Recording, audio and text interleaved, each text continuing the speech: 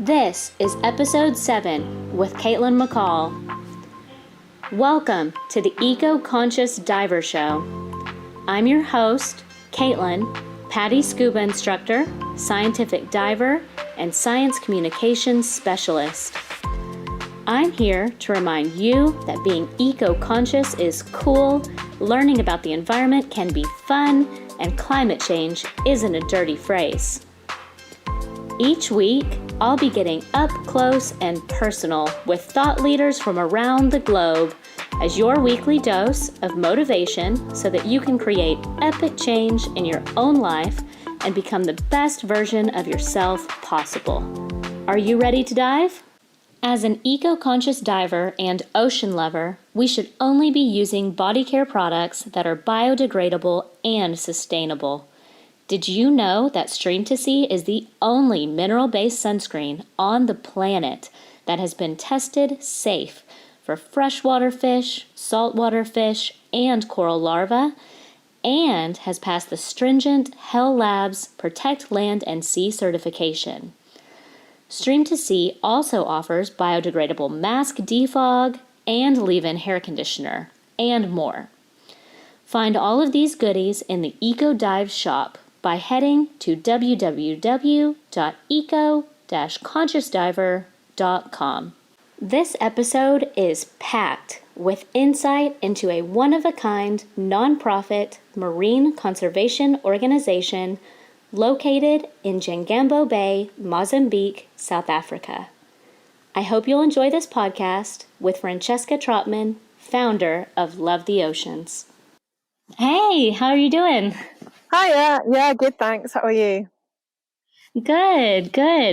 So we're going to start with our intro question. What are you loving in conservation and diving right now? Ooh, that's a tricky one. Well, at the moment with lockdown and all the social distancing, I think a lot of things have changed and a lot of field conservation can't happen at the moment, which is the area that I work in. But I guess what this has meant that people are working. I've seen a lot more collaboration than before. Everyone kind of has pulled together and a lot more collaboration, a lot more working together, a lot more raising awareness online. I feel like social media's got better in terms of its positivity. And well, not even necessarily positivity, but like the calls to action. I think people are really trying to keep people inspired and motivated to help conserve the world, even when we're all, locked in our own homes. So I think that's probably my answer. Sorry, a bit of a long-winded way of saying it.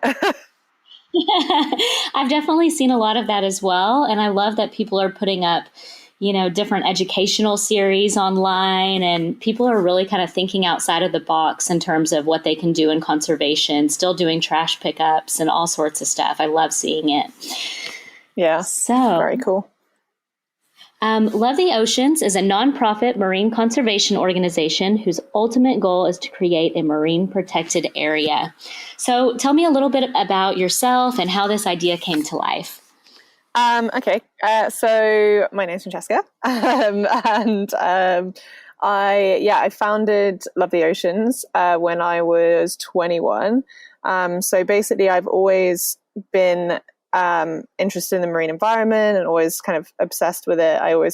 When I was a kid, I kind of just thought I'd like travel and dive. And then I realized that there's not really enough money in that to live. Had a bit of more of a think about what I was going to do. And I learned to dive when I was quite young. So when it came to university, it was pretty obvious for me that I just wanted to study something underwater. So I did marine biology at University of Southampton. And then I did my dive master, and then I took a photography internship actually in Mozambique, and actually in this exact bay that we still work in. And that was in 2013. And while I was here, I saw my first shark killing. So humans killing sharks, not the other way around. I had that question once. I was obviously quite upset by it because I was that weird kid at school that when other kids were drawing boys' names on their diaries, I was drawing sharks. So I'd always had like this affinity to sharks. I was fascinated by documentaries and books and all of that kind of stuff, and devoured like Jacques Cousteau, David Attenborough, Sylvia Earle materials. So they'd always kind of been my like animal that I'd attached to. So seeing them killed in front of me was obviously really emotional. But I realized that after about like 3 days of being super angry and feeling loads of emotions, I realized that the people who were killing the sharks were just trying to make a living. And the reason that they were killing the sharks was actually for the shark fin trade, a much larger problem.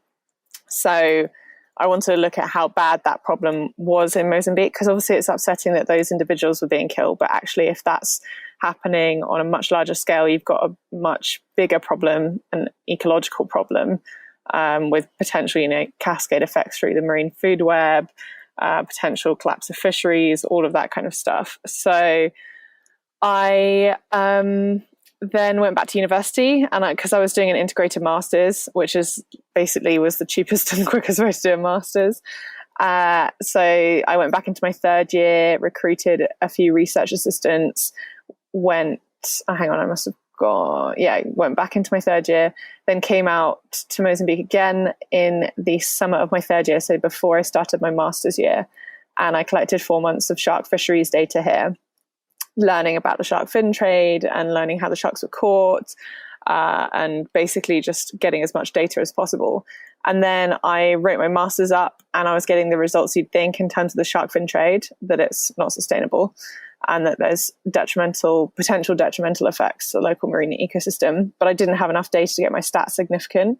So I couldn't publish my data. I couldn't lobby the government for legislation change or really do anything about the situation. And I didn't feel it was something that I could walk away from and live my life and just like pretend it didn't happen. So I founded the organization Love the Oceans initially just to continue my fisheries research. But the more I read about successful conservation strategies and creating long-lasting culturally integrated change, the more I realized that we needed a multi-pronged approach. So I actually changed the mission from just stopping the shark fin trade to establishing a marine protected area, because the MPA, Marine Protected Area, will encompass the stopping of the shark fin trade, at least in this area for now. But it will also help protect a lot of the other habitats and a lot of the other animals as well in this area that are also, endangered and vulnerable. So yeah, that's kind of how it all came about. It's amazing. And how old are you now, if you don't mind me asking? No, it's fine. I'm 26. So we've been going 5 years.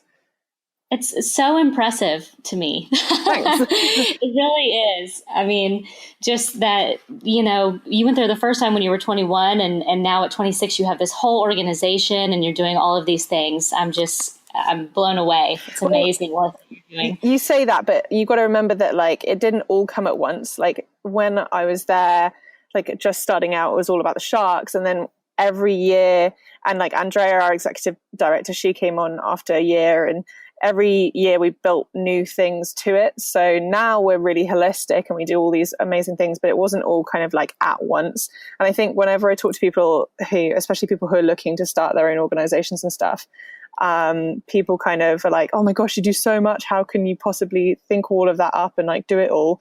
But actually it just comes in little bits rather than all at once. And it's just, I think we're an organization that we kind of pride ourselves on openness. So when we have new staff, seasonal staff, permanent staff, if anyone comes up with any ideas and our volunteers, they're never just cast away straight away. We'll go through the whole process of, as long as it's sensible, obviously, and feasible, but we'll go through the whole process of throwing that idea around and developing that. And actually a lot of our projects have come off our volunteers and our interns and our staff coming up with things and being like, hey, have you thought about this?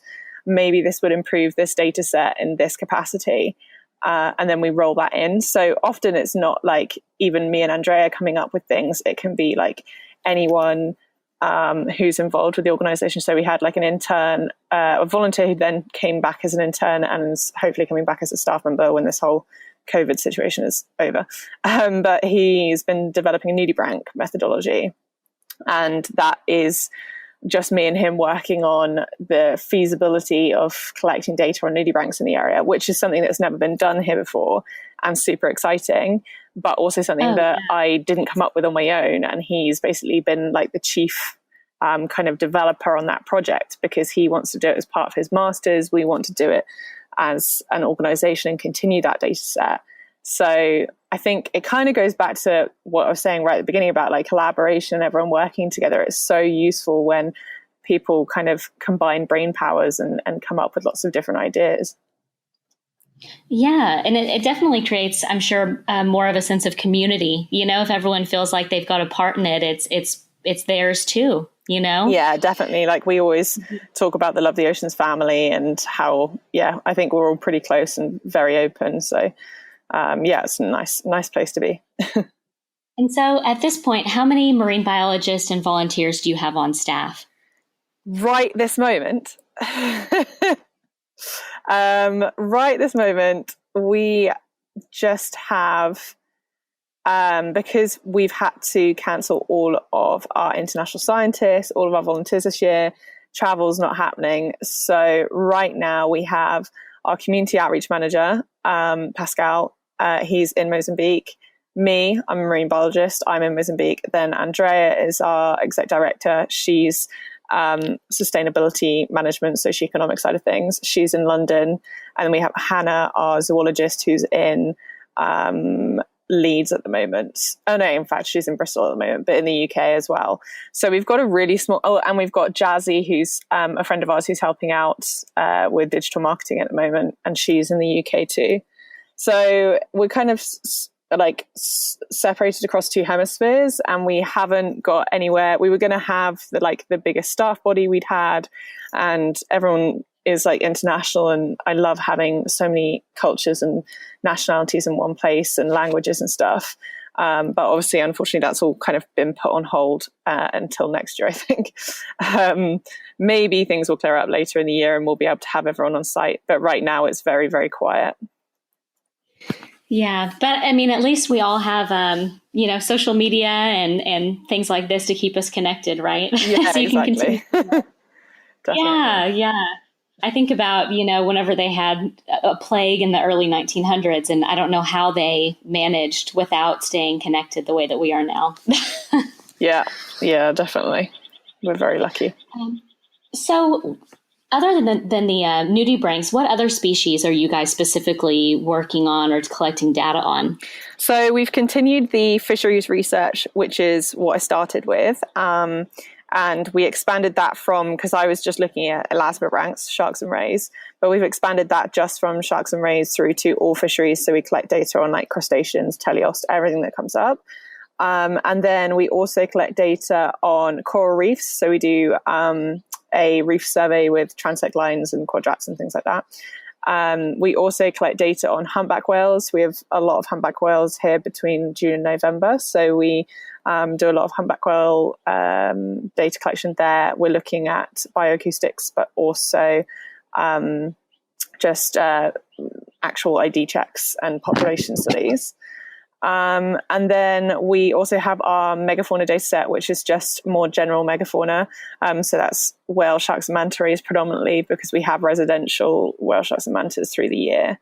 And then we also have our ocean trash data set, which is looking, obviously, the name kind of explains itself, but looking at the trash in the ocean and on the beach. So that's predominantly beach trash that we're looking at through beach cleans. We were going to be starting a plastic project looking at the water column and then linking that to filter feeders, i.e. mantas and whale sharks, and looking at how much plastic they might be consuming in the area, because we fear it's quite a huge amount. But again, COVID's kind of scuppered those plans because we can't get the equipment out here. And the boat can't run at the moment because we're not allowed to. So we collect 5 main areas of different research. We also were meant to start a tagging project this year looking at migratory species, working with the Oceanographic Research Institute in South Africa. but that's also been put on hold. And obviously our community projects are on hold too, because we can't have gatherings of people in any places.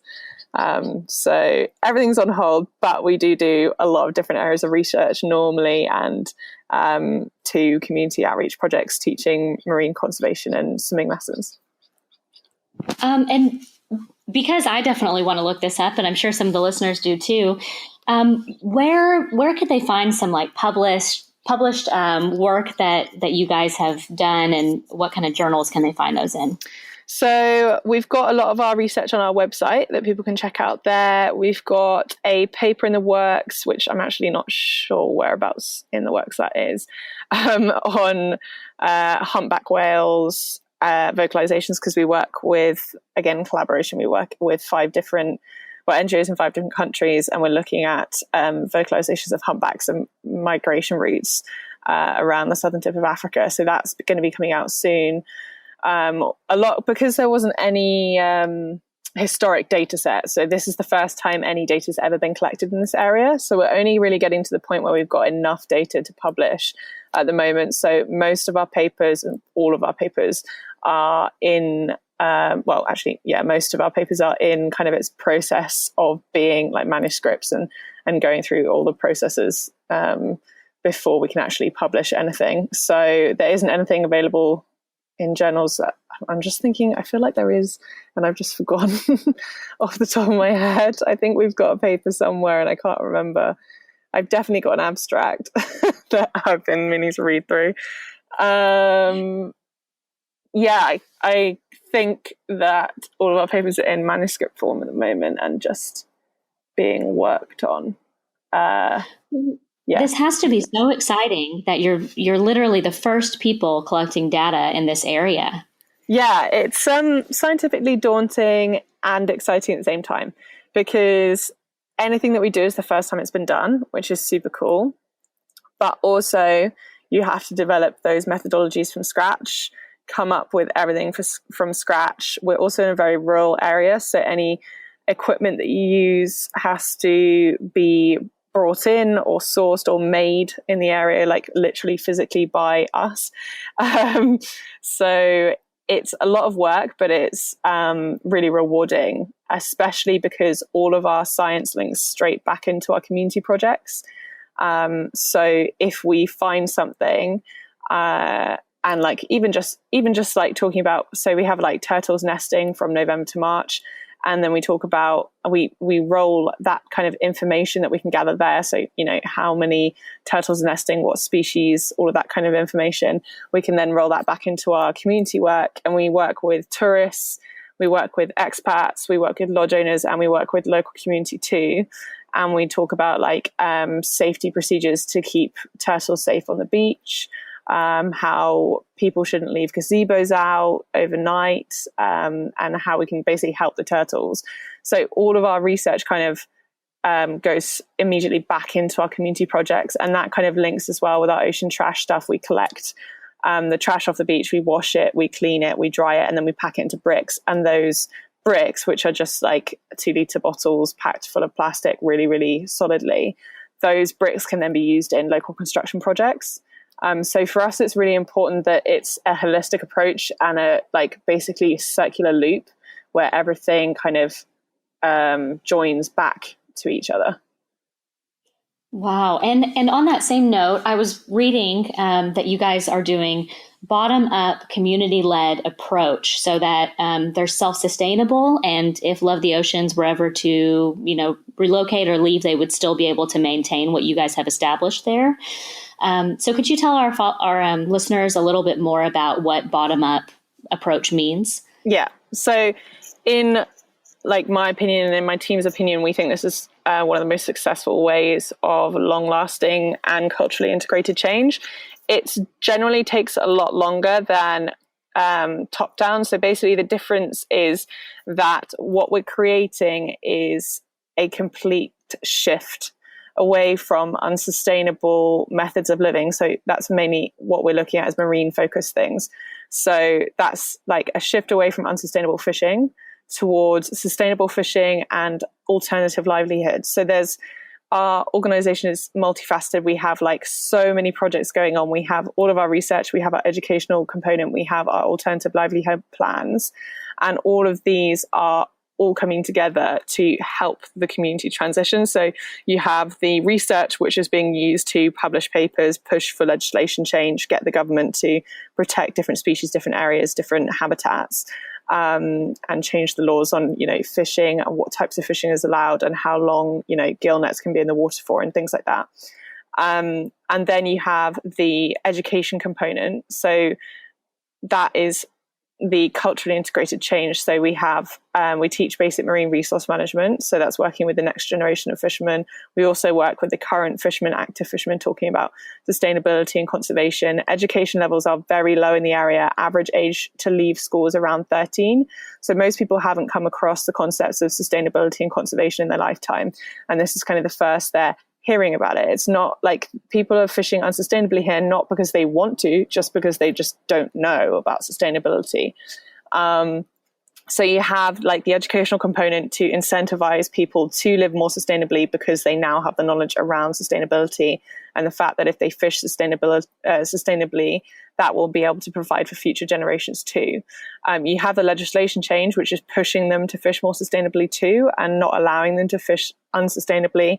But we're also very conscious that we work in a poverty-stricken community, and you can't just tell people that they have to change their ways. You have to provide a way for people to financially, feasibly live more sustainably, and remove barriers that can be standing in people's ways. And that's where our alternative livelihoods plans come in, which is basically things like sustainable honey harvesting. We're just getting a period poverty campaign off the ground in the next couple of years to get more women in the water. And we are doing aquaculture and I'm trying to remember them all off the top of my head. We are doing like teach the teacher to help the education system. There's a few different, and that was the other thing, agriculture and trying to increase the yield of crop in the area. So food security increases, poverty decreases, and pressure on the ocean decreases. So you have all these, it's all these different ways to try and make a more sustainable way of living more feasible. And if you can do that, it takes longer. Like we've been doing it 5 years. We've got a 10-year plan really from now. So it's 15 years that we'll be working on this project at least. But if you can do that, you're then going to have changed the way of living for generations. And that's culturally integrated. That's long term because our team is locally led. So we have Mario and Silva, which are the two elders of the two communities we work in. They actually part own Love the Oceans. And then we have our ocean conservation champions, which are basically through our swimming lessons. When the kids get through to advanced level, they're usually around the age of 16 to 18. We offer them the opportunity to do further qualifications, which provides jobs, money, alleviates poverty. And in exchange for those qualifications, so that can be things like scuba diving, their swimming instructors, their surfing, skippering, marine-based activities, because with the establishment of the marine protected area, that's where the job creation is going to be. In exchange for those sponsoring of those qualifications, the kids then can launch their own conservation community projects. So basically they do their own workshops talking about conservation sustainability to their own communities, and we call them ocean conservation champions. Obviously it's completely voluntary, and that means that you have Mozambicans teaching Mozambicans about conservation, and that's kind of the whole idea behind what we do, that once Love the Oceans if Love the Oceans ever was to leave, the entire unit is completely sustainable.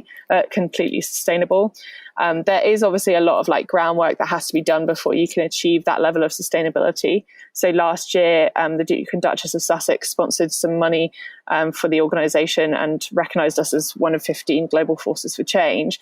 But that gave us that money, as well as our ambassador, who did a massive fundraiser. Between them, they gave us enough money to build a pool. a local community pool, because the pool that we use at the moment is a resort pool, which we are super grateful for and we're allowed to use for free. But if we can build a local community pool that's managed by local people, that is maintained, that also provides jobs. It's a place to teach swimming lessons. More people can learn to swim. If you can swim, you can spearfish. If you can swim, you can lead snorkel tours. If you can swim, you can dive. There's so many other things that come off of that as well. So what I'm trying to say through this very long-winded way of saying it is that our approach is very holistic, and there's loads and loads and loads of different elements to what we do. And the difference being with a top-down approach. So a top-down approach can be like government saying, this is a marine protected area, that's it. And there's no kind of like consulting the local community or kind of skill building in that. The area is just designated, which often results in people continuing activities illegally without even knowing that they're doing it illegally. Sometimes they do know they're doing it legally, but they just don't have the financial resources not to do that. So through a bottom-up approach, we will eventually get the marine protected area nationally recognised, and we're working with Mission Blue on that. But the idea is that the legislation and the community upskilling kind of meets in the middle, and the marine protected area can also be locally managed.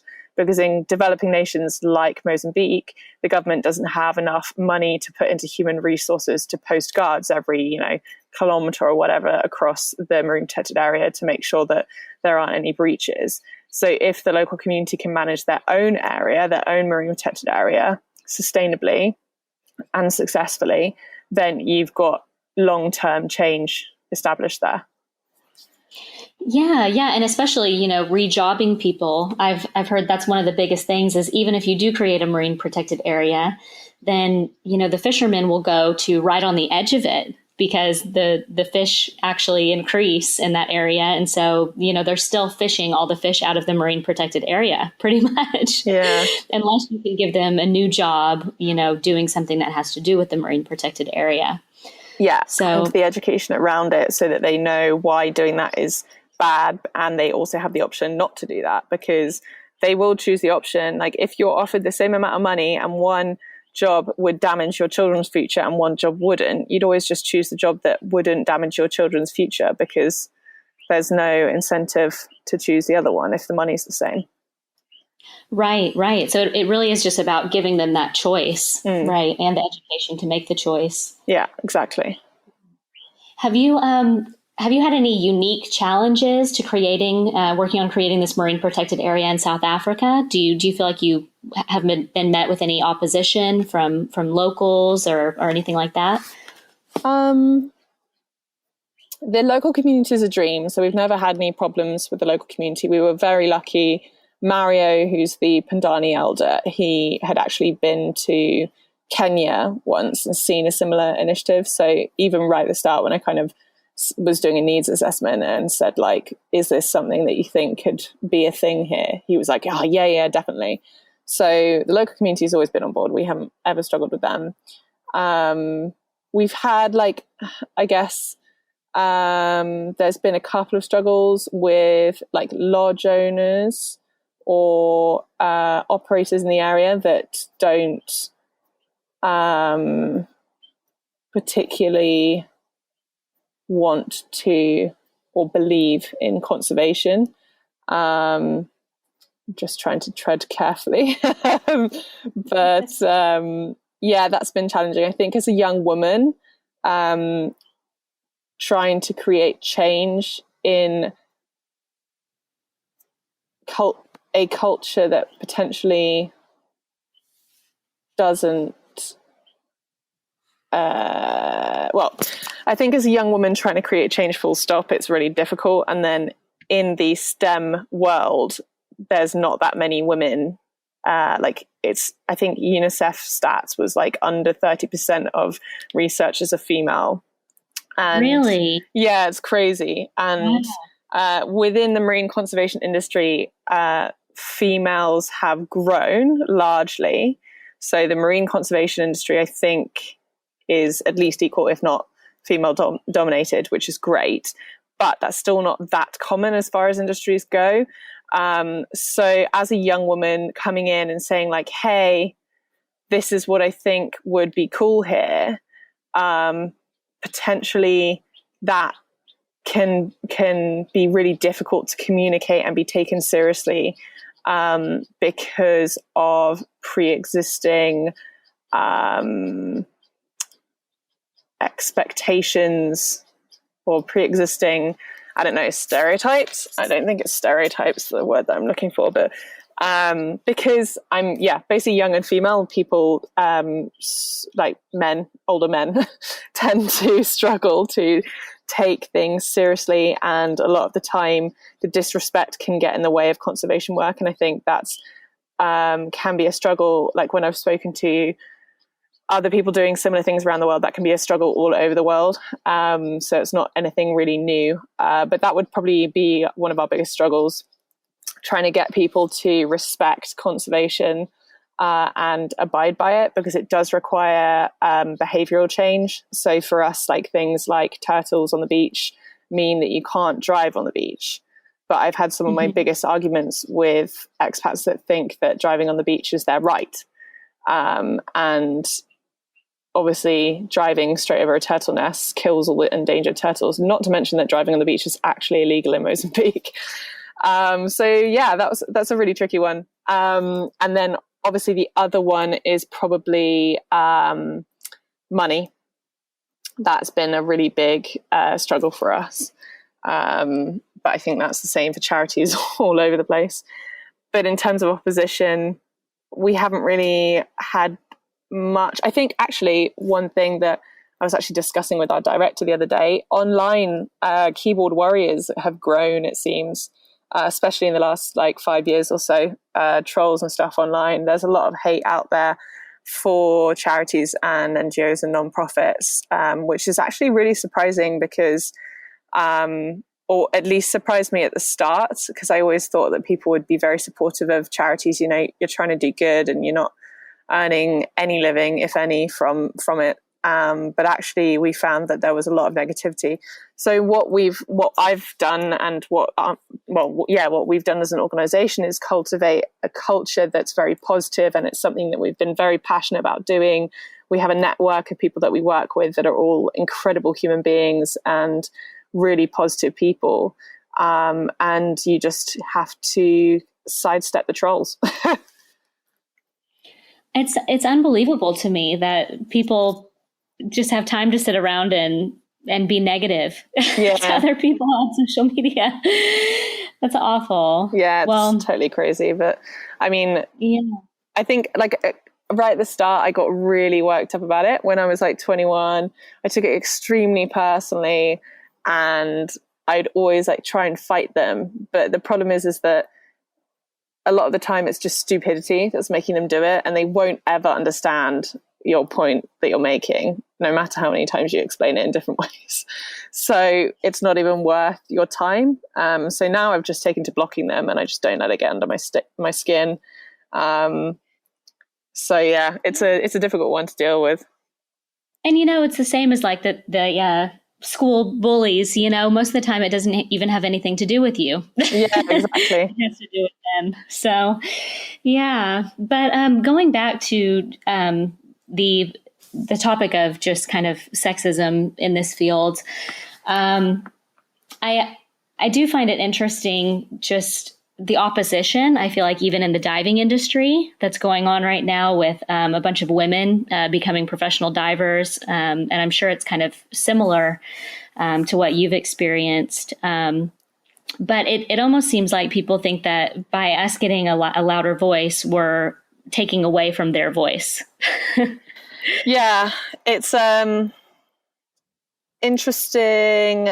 I mean, I now am extremely, I think it comes with getting a bit older as well. You get more and more vocal about things that you care about, and you give less, you care less about what other people are going to think about that.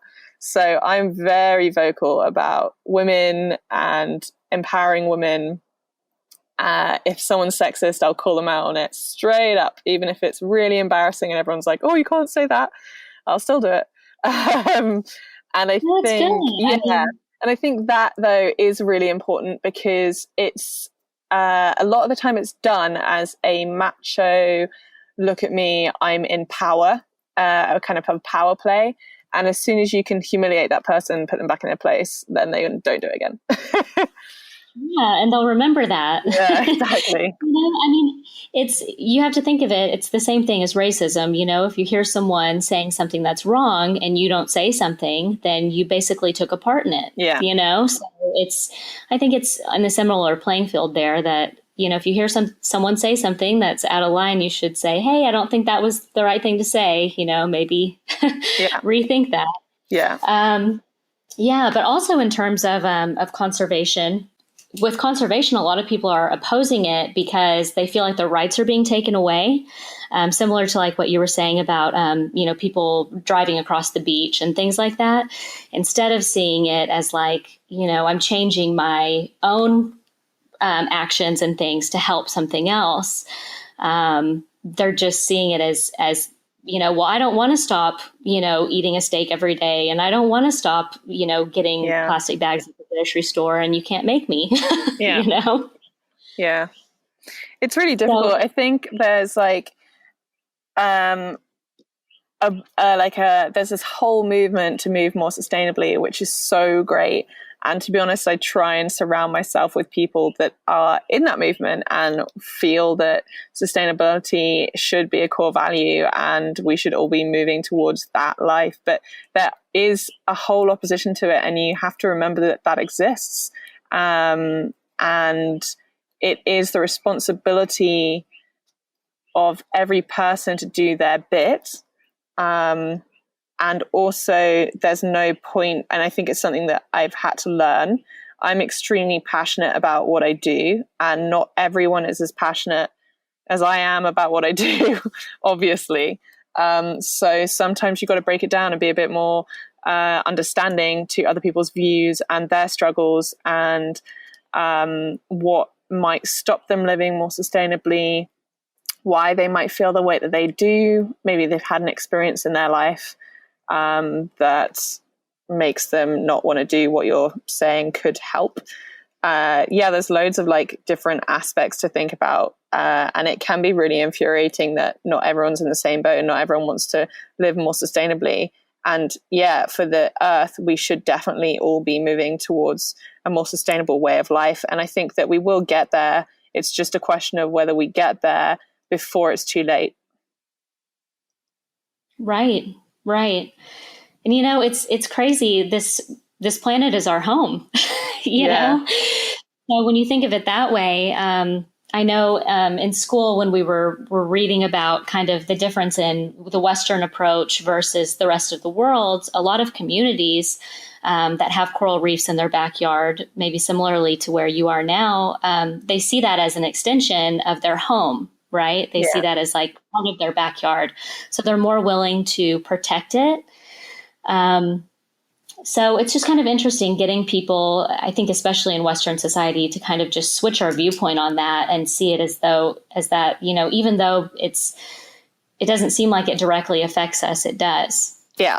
It's a lot of like people thinking out of sight, out of mind. They don't see like the overfishing in the oceans, the plastic in the oceans, the coral bleaching, all the major effects in the world. They can't see it in their day-to-day life. So they just pretend it's not happening, or some even don't believe that it's happening. It's that classic case of out of mind, and trying to remember that just because you're not seeing it doesn't mean it's not happening. Yeah, absolutely. And I think, the best way or the coolest way now that we're kind of changing that perspective is through social media, because you just think about every time people are seeing all the amazing things that you guys are doing out there online, if they're seeing it and they're like, wow, this actually is real. It's actually going on. And I see it on my timeline and I see all the things that they're doing. So all these little things I think add up and make a difference. Yeah, definitely. I agree. So I wanted to hear a little bit more about the awesome expeditions and programs that you guys have to offer to people that are interested in marine biology? Yeah, definitely. So we do programs to fund our research mainly, some of our overhead expenses, but a lot of our research, because unfortunately scientific, no worries. Can you still hear me?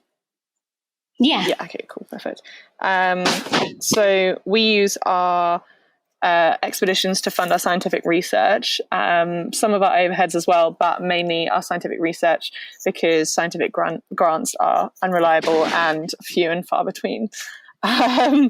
And basically, we work with universities, schools, and travel groups.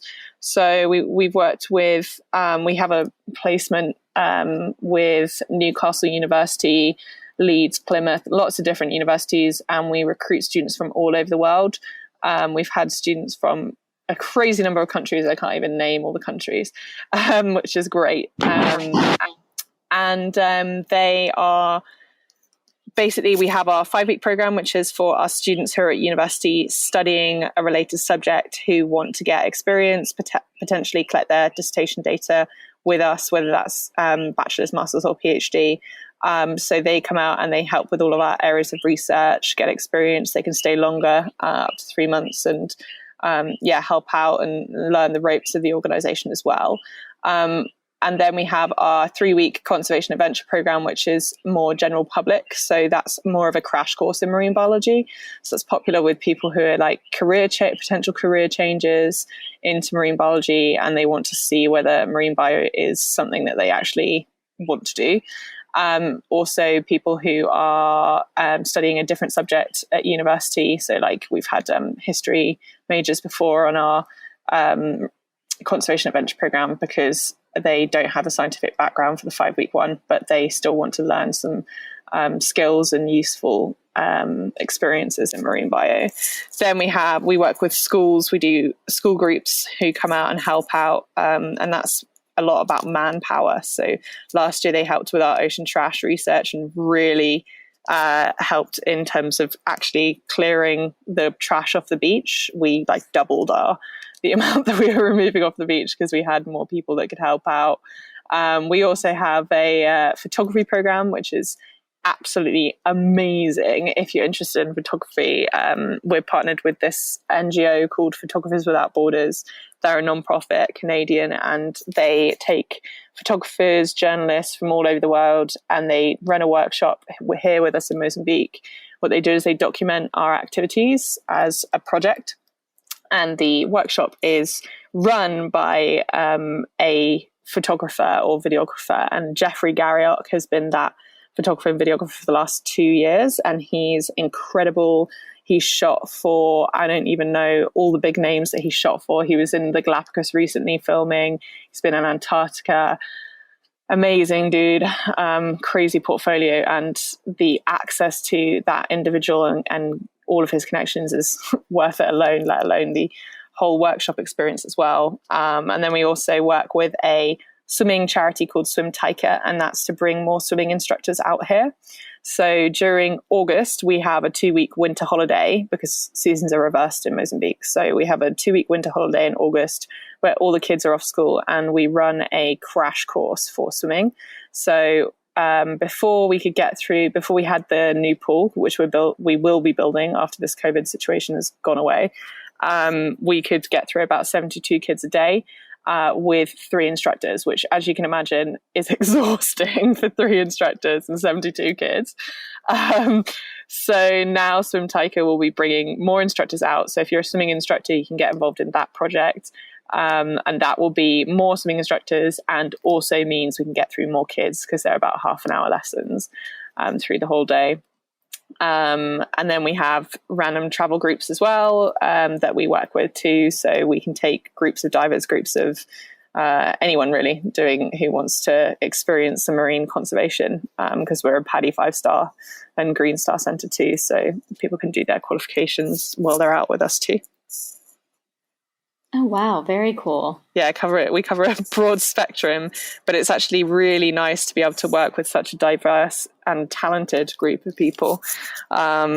It's really interesting to meet so many people from all over the world. Yeah, and you guys, you don't have to be, a marine biology major to get involved in scientific diving or No, just conservation in general. no, not at all. My bachelor's degree is actually in advertising. Um, and then I went back to school and did a marine environmental technology program in the Keys, which did my scientific diving cert and all that stuff. But I by no means, have a master's in marine biology. I'm just passionate and trying to use what I got to help. Yeah. So I like to remind people that, we all have our unique skills and we can all use those for conservation as well. Yeah, definitely. We have some amazing people that come out, and we've had like a software designer who came out who was she said she was a bit bored in her day job and she wanted to learn, like her second passion was marine conservation. So she came out, she learned to dive, and she's actually been developing a app for us so that we can roll it out, and people can download the app on their phone and collect beach trash on the beach. This is obviously aimed at like tourists kind of thing, and drop it off at our place, and we already have what is there logged onto the database kind of thing. Then we've had, that's been really cool. We've had, I just had someone else really good in my head that I was just about to talk about, but we've had people from like such a huge array of different backgrounds, and everyone's just so, I think if you fall in love with something, you can use like whatever your skill set is, it's useful. So we've got Jazzy helping at the moment. She's a digital marketing strategist. Those kind of skill sets, advertising like yours, those kind of skill sets are super needed in like the charity sector, because there's just not that much budget available, and there's not that much not really enough chat around changing the world and bringing these things to people's attention, because our like mainstream media is all about consumerism and selling products. So by bringing more attention to like the charity sector, the people doing good, and getting people to invest their funds in things that aren't just pure materialism, that can really help the whole world. Yeah. And I mean, I would actually probably recommend anybody, that's interested in digital marketing or advertising to get into the nonprofit sector, because it forces you to get creative. Yeah. There's not these $1,000 ad spends. You've got to do guerrilla marketing. Yeah. So it's actually, really good for that too. So I want to see, how can everyone who's listening help your cause? What's the best way to do that? So there are quite a few different ways of doing this. So you can visit our website and donate. Obviously, that's a very simple way of getting involved. You can adopt a whale shark, which is, we have some whale sharks on our website that you can adopt, and you get an adoption certificate, adoption certificate, and you will get updates to your whale shark and things like that when it's seen. We've got a few campaigns on the go at the moment, so follow us on our social media platforms is always really great. Instagram, Facebook, Twitter, LinkedIn, it's all at Love the Oceans, and that's really useful because we're trying to build our following to secure more sponsorship. And that's actually something for the charity sector and nonprofit sector in general. If you can't give money, you can still share there and raise awareness and like and follow. And that really helps too. You might not think it helps, but actually it hugely, hugely helps organizations. So you can jump on our Instagram. We're going to be doing some giveaways of products with our most eco-friendly brands and these amazing, cool startups. We try and work with as many startups and independent retailers as possible. And then we also have a live Q&A session that we're running at the moment every Thursday night with amazing guests. We've got some videographers from Blue Planet, a Netflix documentary director, award-winning photographers, videographers, artists, fashion experts, musicians, all talking about conservation, and it's all live, so you can submit your questions and chat to them as well. And then I'm trying to think of other campaigns. We've got a few different ones, but essentially you can join us in country as well. If you're not able to come to Mozambique, though, I would urge you just to follow the social medias and get involved in the campaigns. They don't cost anything, and the ones that are fundraising and things like that, you don't have to do them if you're not financially able to. But sharing and following is always very, very welcome. Awesome. And guys, I will have all of this linked in the credits, so that you can follow and check out their website and everything as well. So is there anything else that you want everyone to know about Love the Oceans? No, I think I covered off everything. I talked a lot, but I think, I covered it all off. Awesome. Well, I'm so excited to see what you guys do next. It sounds like you're really covering all the bases. I'm so impressed by everything that you're doing. And I really look forward to speaking to you again and hearing how everything goes after the COVID situation. Thank you so much for having me. Yeah. All right, guys. So that's a wrap. We love you guys so much. Thank you for tuning in. I hope you guys enjoyed the podcast and learned some valuable information about the journey of conservation. This is a constant process of learning, growth, and understanding, so I look forward to chatting with Francesca again. Please leave a review if you can, and go to www.eco-consciousdiver to check out other podcast episodes, blogs, the Eco Dive shop, and all the other things we've got going on there.